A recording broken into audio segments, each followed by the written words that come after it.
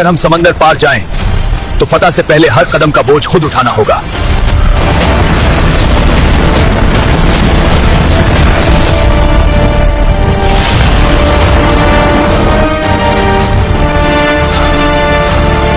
تاریخ ہمیشہ بادشاہوں کو یاد رکھتی ہے، لیکن بعض اوقات تاریخ کا رخ بادشاہ نہیں، ایک سپاہی بدلتا ہے۔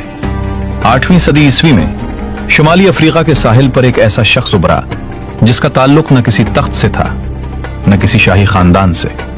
اس کا نام تھا طارق بن زیاد۔ یہ وہ زمانہ تھا جب اموی خلافت مصر سے آگے بڑھ کر مکمل شمالی افریقہ کو اپنے نظم میں لا چکی تھی۔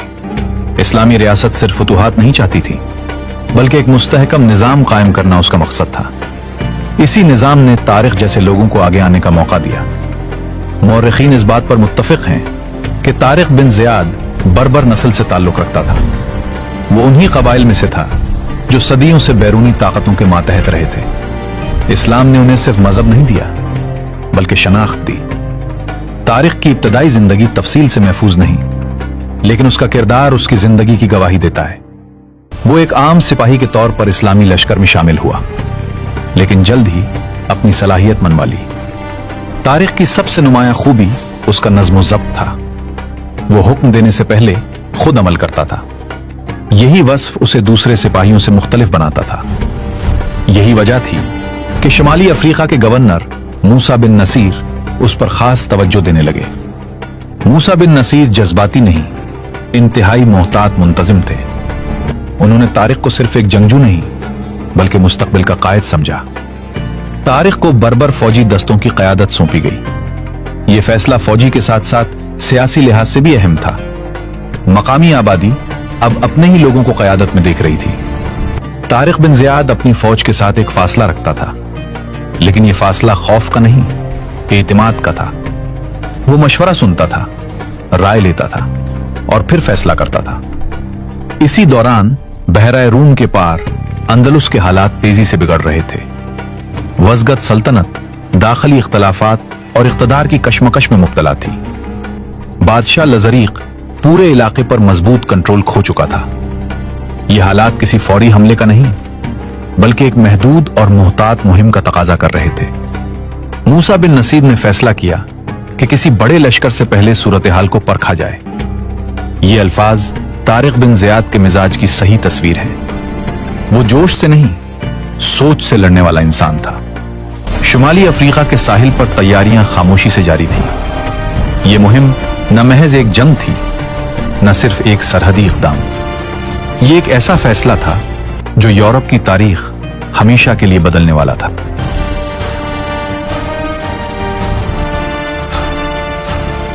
اگر ہم سمندر پار جائیں تو فتح سے پہلے ہر قدم کا بوجھ خود اٹھانا ہوگا۔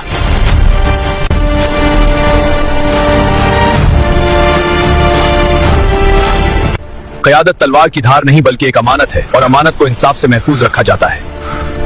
8ویں صدی کے آغاز میں اندلس ایک مضبوط سلطنت نہیں رہا تھا۔ وزیگوت حکومت بظاہر متحد دکھائی دیتی تھی، لیکن اندر سے سیاسی اختلافات اور اقتدار کی کشمکش اسے کمزور کر چکی تھی۔ یہ کمزوری اچانک پیدا نہیں ہوئی تھی بلکہ برسوں کی اندرونی سیاست اس کا سبب بنی تھی۔ بادشاہ لزریق اقتدار میں آیا تو تمام اشرافیہ اس کے ساتھ نہ تھی۔ کچھ طاقتور خاندان اس کی مخالفت میں تھے اور یہی اختلاف ریاستی نظم کو توڑ رہا تھا۔ یہ حقیقت مسلم اور عیسائی دونوں مورخین بیان کرتے ہیں۔ اسی دوران اندلس کے جنوبی ساحل اور شمالی افریقہ کے درمیان تجارتی اور بحری رابطے پہلے ہی موجود تھے۔ یہ سمندر کسی اجنبی دنیا کو جدا نہیں کرتا تھا بلکہ دو معلوم ساحلوں کو جوڑتا تھا۔ یہیں سے ایک متنازع مگر اہم کردار تاریخ میں سامنے آتا ہے۔ اسے عموماً جولین کے نام سے جانا جاتا ہے۔ جولین کے بارے میں روایات مختلف ہیں۔ کچھ مورخین کے مطابق وہ اندلس کا ایک مقامی گورنر تھا، جبکہ کچھ اسے بازنطینی مفادات سے جڑا ہوا قرار دیتے ہیں۔ لیکن اس بات پر زیادہ تر مورخ متفق ہیں کہ وہ لزریق کا حامی نہیں تھا۔ جولین کا کردار کوئی رومانوی داستان نہیں بلکہ ایک سیاسی حقیقت تھی۔ وہ اپنی طاقت، اپنے علاقے اور اپنے مفادات کو محفوظ رکھنا چاہتا تھا، اور اسی مقصد کے لیے اس نے شمالی افریقہ سے رابطہ قائم کیا۔ یہ رابطہ کسی فوری حملے کی دعوت نہیں تھا بلکہ معلومات اور امکانات پر مبنی تھا۔ یہ فرق سمجھنا بہت ضروری ہے۔ तारिक बिन जियाद उन खबरों को जोश में नहीं लेता था। वो जानता था कि समंदर पार जाना सिर्फ फौजी नहीं, सियासी और इंतजामी फैसला भी है। इसीलिए उसने हर इत्तला को परखने पर जोर दिया। मूसा बिन नसीर ने भी बगैर तैयारी किसी बड़े लश्कर की इजाजत नहीं दी। उन्होंने पहले छोटे पैमाने पर सूरत हाल जांचने का फैसला किया। ये एक मुहतात और हकीकत पसंदाना हिकमत अमली थी। इन इब्तदाई मुहिम्मात का मकसद फतह नहीं, बल्कि जमीन, मिजाज और रद्द अमल को समझना था। यही वो मरहला था जहां तारिक बिन जियाद अहम किरदार अदा करने वाला था। ये अल्फाज तारिक की सोच को जाहिर करते हैं। वो किसी मुहिम को मुकद्दस ख्वाब नहीं, बल्कि एक अमली जिम्मेदारी समझता था। बहरे रूम के इस हिस्से में, जहां अफ्रीका और यूरोप सबसे करीब आते हैं, एक पहाड़ी चट्टान खास अहमियत रखती है। ये मकाम बाद में जबल तारिक के नाम से पहचाना गया। ये नाम किसी अफसाने से नहीं, बल्कि एक तारीखी हकीकत से जुड़ा है। ये वो जगह थी जहां तारिक बिन जियाद ने पहली मर्तबा यूरोपी सरजमीन पर कदम रखा। तारिक जानता था कि महदूद फौज और नामालूम जमीन एक खतरनाक इम्तिजाज है। यही वजह है कि समंदर उबूर करना एक जज्बाती फैसला नहीं था। यह फैसला इत्तलात, तजुर्बे और मुहतात क़यादत का नतीजा था। अब सवाल यह नहीं था कि जाना है या नहीं। जब तारिक बिन जियाद अपनी फौज के साथ अंदलुस की सरजमीन पर उतरा, तो यह सिर्फ एक फौजी नकलो हरकत नहीं थी। यह एक ऐसा कदम था जिसके बाद वापसी का रास्ता आसान नहीं रखा गया। तारीख के मुताबिक तारिक बिन जियाद ने गैर मामूली फैसला किया। उसने हुक्म दिया कि वो कश्तियां जिनके जरिए फौज समंदर पार करके आई थीं, जला दी जाए। यह फैसला महज जज्बाती नहीं था, बल्कि एक नफसियाती और अस्करी हिकमत अमली था।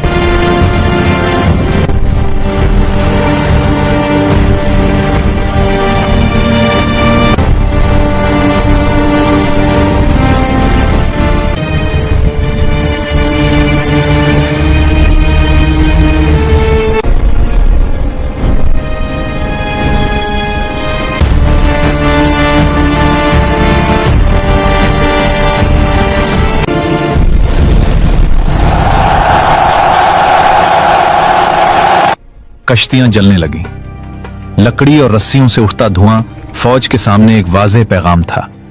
अब पीछे हटने का रास्ता खुद खत्म कर दिया गया है। तारिक जानता था कि महदूद फौज अगर वापसी की उम्मीद में रहे तो मैदान जंग में पूरा जोर नहीं लगा सकेगी। यह फैसला खतरनाक भी था, लेकिन उसी में इस मुहिम की रूह छुपी थी। इसी मौके पर तारिक बिन जियाद ने अपनी फौज से खिताब किया। यह खिताब तारीख में हमेशा के लिए महफूज हो गया। ये अल्फाज सिर्फ जोश नहीं थे, बल्कि एक हकीकत की निशानदही थे। अगर तुम पीछे देखते रहोगे तो आगे नहीं बढ़ोगे। अब सिर्फ एक ही रास्ता है, आगे। मैंने ये कश्तियां तुम्हें कैद करने के लिए नहीं जलाई, बल्कि तुम्हें तजब्जुब और शक से आजाद करने के लिए जलाई हैं। ऐ मेरे साथियों, समंदर तुम्हारे पीछे है और दुश्मन सामने। अब पीछे मरने का रास्ता नहीं, सिर्फ साबित कदमी बाकी है। मैं तुम्हें सोने या आसान फतह के वादे नहीं दे सकता, बस ये कहता हूं कि अगर हम मुनज्जम और साबित कदम रहें तो ये जमीन हमें कबूल करेगी। तारिक अपनी फौज को यह बावर करा रहा था कि अब हर सिपाही अपने फैसले का खुद जिम्मेदार है। यह खिताब एक फातेह का नहीं, बल्कि एक कायद का था जो खतरे को पहचानता था। तारिक जानता था कि असल जंग तलवारों से पहले दिलों में जीती जाती है। कश्तियों को जलाने का अमल फौज में एक खामोश तब्दीली ले आया। अब कोई पीछे नहीं देख रहा था, अब हर निगाह सामने थी। यही वो लम्हा था जब एक छोटा लश्कर अपनी नफसियाती कमजोरी खुद खत्म कर चुका था। अब मुकाबला नागुजीर था। कश्तियों का जल जाना सिर्फ एक वाकया नहीं था, यह एक ऐलान था। यह मुहिम अधूरी नहीं छोड़ी जाएगी। सन 711 ईस्वी, अंदलुस की जमीन एक फैसला कुन लम्हे के करीब थी। बादशाह लजरीक अपनी फौज के साथ जनूब की तरफ बढ़ रहा था। उसे मालूम था कि अगर उस हमले को यहीं ना रोका गया तो उसकी सल्तनत टूट सकती है। लजरीक की फौज तादाद में तारिक बिन जियाद के लश्कर से कहीं ज्यादा थी। मुवारिखीन के मुताबिक इस फौज में वज़गत अशराफिया, पेशावर सिपाही और इत्तेहादी दस्ते शामिल थे। लेकिन इस ताकत के अंदर एक बड़ी कमजोरी छुपी हुई थी, इत्तेहाद की कमी। दूसरी तरफ तारिक बिन जियाद एक महदूद मगर मुनज्जम लश्कर के साथ मैदान में मौजूद था। यह लश्कर तजुर्बाकार था, लेकिन तादाद में कम। तारिक जानता था कि खुली जंग में सिर्फ जोश काफी नहीं, ये जंग सोच, सब्र और दुरुस्त लम्हे की थी। जंग का मैदान वादी लिका एक खुला मगर खतरनाक इलाका था। यहां गलत कदम पूरे लश्कर को तबाह कर सकता था। तारिक ने अपनी फौज को मुख्तलिफ हिस्सों में तकसीम किया। हर दस्ता एक वाज़ेह मकसद के साथ मैदान में उतरा। जंग का आगाज शदीद टकराव से नहीं बल्कि मोहतात पेशकदमी से हुआ। तारिक ने अपनी फौज को जल्दबाजी से रोके रखा। वो दुश्मन को ठिकाना चाहता था। लज़रीक की फौज अपनी तादाद पर एतमाद कर रही थी, लेकिन यही एतमाद जल्द ही गलती में बदल गया।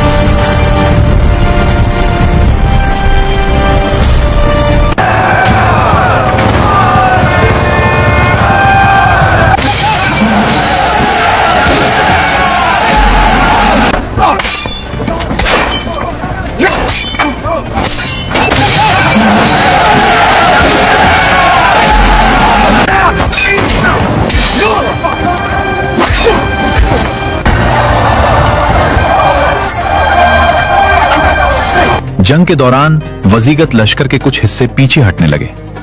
ये पीछे हटना फौजी कमजोरी नहीं बल्कि सियासी इख्तलाफात का नतीजा था। कुछ मुअर्रिखीन के मुताबिक लज़रीक के मुखालिफ गिरोह जंग के दौरान मुकम्मल ताउन पर आमादा नहीं थे।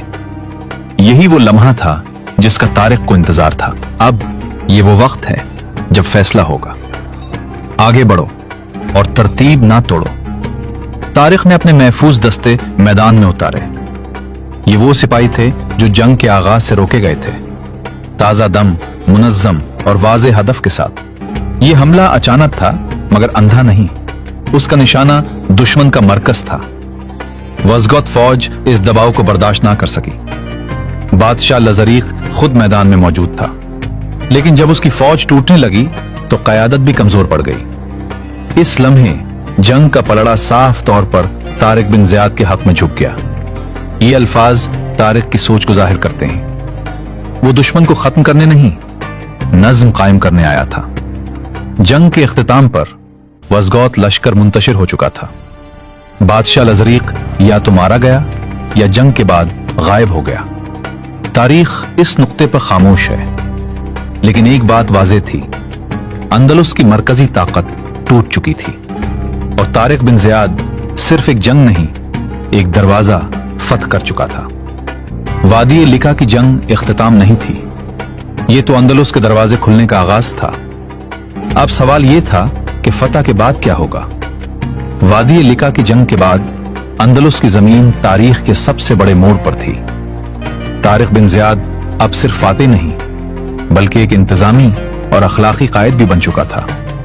फतह के बाद सबसे बड़ा चैलेंज फौजी नज्म कायम करना नहीं बल्कि मकामी आबादी के साथ एतमाद और ताल्लुक कायम करना था। ये वो जमीन थी जहां लोग वज़गौत बादशाहत के ज़ेरे असर थे और अक्सर मुस्लिम फौज को अजनबी समझते थे।